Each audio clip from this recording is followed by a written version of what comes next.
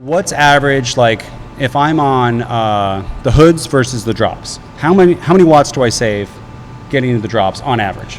So before I jump into the answer there, one thing I will preface, it's kind of like our caveat that I always preface these things with, is anything to do with position is always it depends. Because we literally, so kind of like the myth that's out there is no matter what, if you drop your stack in your handlebars, you'll always get faster right, or more aerodynamic.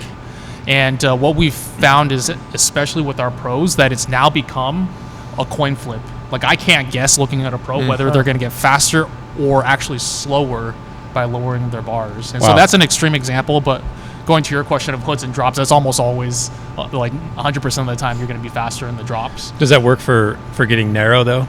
No, so narrow is so getting into the drops, it's always going to be faster. And just answering that real quick, it of course depends on your position and what you're doing, but it's upwards of 20 to 50 watts depending on your baseline position. So if you're fully locked out versus like go fast and like arms parallel, and so like that's probably the single biggest change that you can do, especially for free on the bike, to get some free speed, especially just like learn how to use the drops and be comfortable in the drops. Like, that's incredibly important.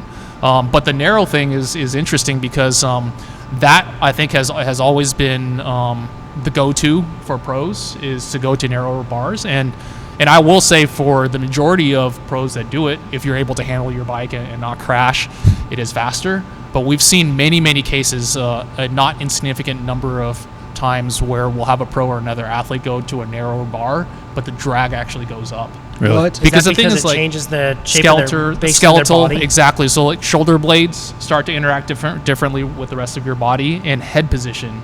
It's kind of like, we'll keep coming back to this. I know Dave talks about it quite a bit. Your head is an incredibly inefficient shape.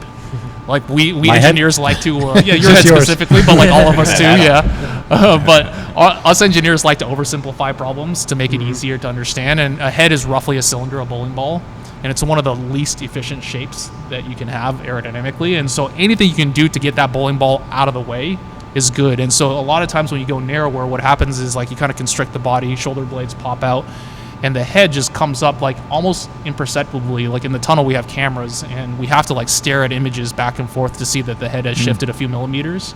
But the drag impact of that a lot of times can overcome any potential benefit of narrowing your hands and arms. Where should we be holding our head, and how much when we're on a road bike?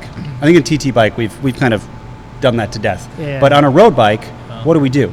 Well, it's actually really similar rules of thumb, but with a little bit more towards handling. Because on the TT bike, one of the things that we do are, some of our athletes, namely the Pro Tour ones, have the luxury of having someone on the radio tell them that there's something they're about to hit, so they can look down on the road and really have an aggressive head position. But most other people, including our pro triathletes, have to be able to look up the road and not crash. And so I would say riding on the road is kind of like a more extreme version of that, which is try to mimic as much of a TT efficient head position as possible while still being able to comfortably and safely see up the road. So it's a lot of the same rules of thumb. The more you can shrug your head down and reduce the bowling ball into your torso area, your shoulder area, the better generally.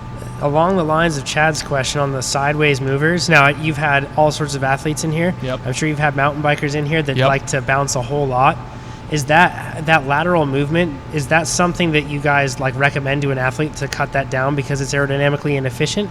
Or is it something that you don't see that it is a really big deal? And what I mean by lateral movement is like a person that kind of bounces side to side with their body. When you grow the area, the A portion of the CDA, is it a huge impact if it's just a small margin of movement side to side? With the body like that? It really depends. And to nerd out a little bit, it depends on kind of like the frequency a bit, because if you think about it, the time it takes for air to hit your head and then reach all the way back to the back of the bike going at 30 miles an hour is not very long. It moves by really quick.